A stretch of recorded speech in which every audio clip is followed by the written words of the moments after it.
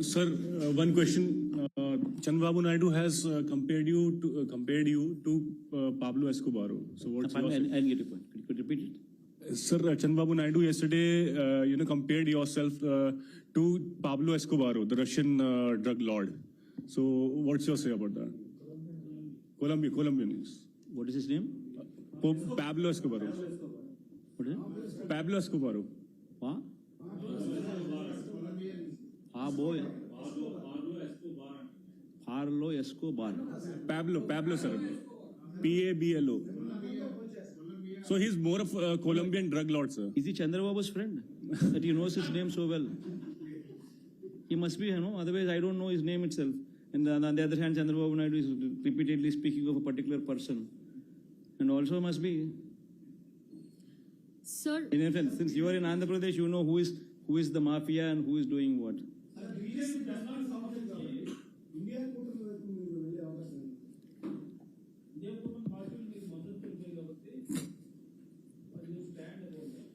మనం ఒకటి ఈ విషయంలో మీ పేరేం పేరునా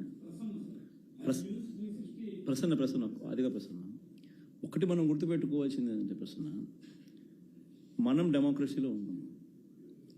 జరుగుతూ ఉన్న అన్యాయం గురించి జరుగుతూ ఉన్న విషయాల మీద సాక్ష్యాధారాలతో సహా అంటే ఫోటో గ్యాలరీ ఆర్గనైజ్ చేసి వీడియో క్లిప్పింగ్స్ కూడా ఆర్గనైజ్ చేసి ఈ ఫోటో గ్యాలరీ ద్వారా వీడియో క్లిప్పింగ్స్ ద్వారా ఢిల్లీలో ఫోటో గ్యాలరీ ప్రొటెస్ట్ ఆర్గనైజ్ చేసి ఇవన్నీ కూడా డిస్ప్లే చేసి అన్ని పార్టీలను పిలిచినాం.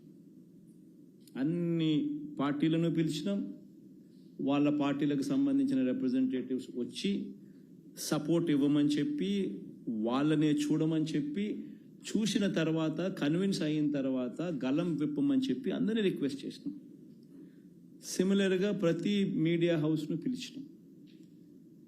వాళ్ళ రిప్రజెంటేటివ్స్ని జర్నలిస్టులను పంపించమని చెప్పి రాష్ట్రంలో జరుగుతూ ఉన్న అగత్యాల మీద ఫోటోలు చూడండి మీరే, ఫోటోకు వీడియో క్లిప్పింగ్స్ మీరే చూడండి, చూసిన తర్వాతనే మీరు న్యాయం వైపున ధర్మం వైపున గలం విప్పండి అని అందరికీ రిక్వెస్ట్ చేసిన తర్వాత కొన్ని పార్టీలు వచ్చాయి. నువ్వు చెప్తా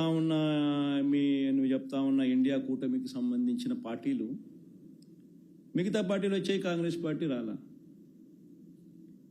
కాంగ్రెస్ పార్టీ ఎందుకు రాలేదు అని కాంగ్రెస్ పార్టీని అడగాల. చంద్రబాబు నాయుడుకు వాళ్ళకు ఉన్న సంబంధాలు ఏమిటి అని కాంగ్రెస్ పార్టీని అడగాల. రేవంత్ రెడ్డి ద్వారా చంద్రబాబు నాయుడు ఏ రకంగా కాంగ్రెస్ పార్టీ పెద్దలతో కాంటాక్ట్ మెయింటైన్ చేస్తూ ఉన్నాడని కాంగ్రెస్ పార్టీని అడగాల. రాష్ట్రంలో జరుగుతూ ఉన్న అరాచకాలు కళ్ళ ఎదుటే కనిపిస్తూ ఉంటే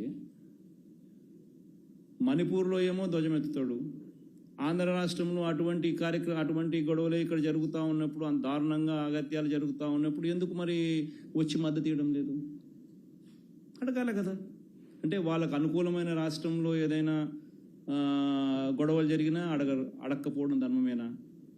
వాళ్ళకు వ్యతిరేకంగా ఉన్న రాష్ట్రాల్లో మాత్రమే గొడవలు జరిగితే అక్కడ మాత్రమే ప్రశ్నించడం న్యాయమేనా? నా వరకు నేనైతే చెప్తా ఉన్నా, ఎవరైతే వచ్చి మనకు మద్దతు ఇస్తారు, ఎవరైతే రాష్ట్రంలో జరుగుతూ ఉన్న అన్యాయాల మీద తోడుగా ఉంటారు, ఖచ్చితంగా వాళ్ళందరితో కలిసి ఖచ్చితంగా పోరాటం చేసే కార్యక్రమంలో అడుగులు ముందుకు వేసే కార్యక్రమాలు జరుగుతాయి. బీజేపీని పిలిచాము, కాంగ్రెస్ను పిలిచాము, సమాజ్వాదీ పార్టీని పిలిచాము, మన మమతా బెనర్జీ గారిని పిలిచాము, అన్ని పార్టీలని పిలిచినాము.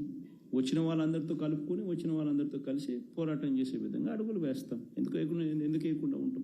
అల్టిమేట్గా న్యాయం జరగాలి, అల్టిమేట్గా ధర్మం జరగాల. మన వాళ్ళకి ఇటువంటి కార్యక్రమాలు ఏదైనా మన వాళ్ళ మీద జరగాలి అని అంటే వాయిస్ పైకి లేయాల. వాయిస్ పైకి లేచినప్పుడు దేశవ్యాప్త ఇష్యూ అయినప్పుడు చేయడానికి వీళ్ళు భయపడే పరిస్థితి లేకపోతారు. ఆ పరిస్థితి క్రియేట్ చేయడం కోసం అని చెప్పి ఖచ్చితంగా వాయిస్ ఎవడెవడనైతే కలుపుకోవాలనో, ఎక్కడెక్కడైతే వాయిస్ లేపగలుగుతామో ఆ ప్రతి ప్రక్రియ కూడా చేస్తాం. అంతే కదా ప్రసన్న? ఆ ప్లేస్లో నువ్వు ఉన్నా కూడా అదే చేస్తావు కదా, అదే చేస్తాం. రాలేదంటే వాళ్ళని అడగాల, నువ్వు ఎందుకు రాలేదు అని చెప్పి. చంద్రబాబు నాయుడు మీద ఎందుకు అంత వ్యామోహం అని, చంద్రబాబు నాయుడుతో ఎందుకు అంత సంబంధాలు మెయింటైన్ చేస్తున్నారు అని నువ్వు వాళ్ళని అడగాల.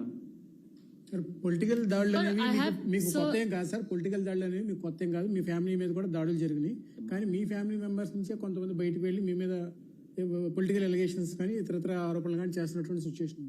దీన్ని మీరు ఎలా ఓవర్కమ్ చేయగలుగుతారు? ఈ టాపిక్ మనమే డైవర్ట్ చేయడం ఎందుకు? అసలు జరిగేది ఏంది నేను చెప్పేది. రాష్ట్రంలో 50 రోజుల నుంచి మీరు అంతా చూస్తూనే ఉన్నారు. ఏం జరుగుతూ ఉందో మన కళ్ళ ఎదుటే కనిపిస్తూ ఉంది.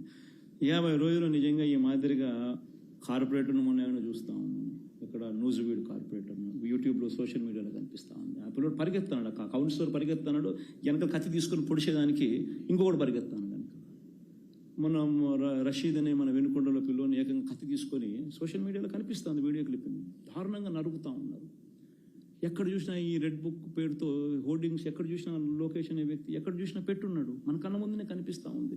నేను వెనుకొండలో మన ఏఎంసీ చైర్మన్ కారులో వస్తూ ఉంటే కారు ఆపి ఏ రకంగా కాళ్ళు చేతులు రెండు కూడా ఎరగొట్టి సర్జరీ జరుగుతూ ఉంది. పరిస్థితి చనిపోయినాడని చెప్పి వదిలేసిపోతే మన కళ్ళ ముందునే కనిపిస్తూ ఉంది.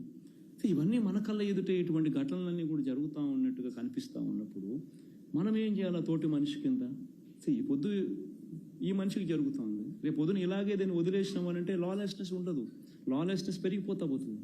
లాలెస్నెస్ అనే దానికి అద్దు హదుపు ఉండదు. ఎప్పుడైతే నువ్వు పోలీసులకు నువ్వు తప్పు చేస్తే శిక్షించాలి అని చెప్పి ఆదేశాలు ఇస్తే పోలీసులు నీ వైపున ఉంటారు.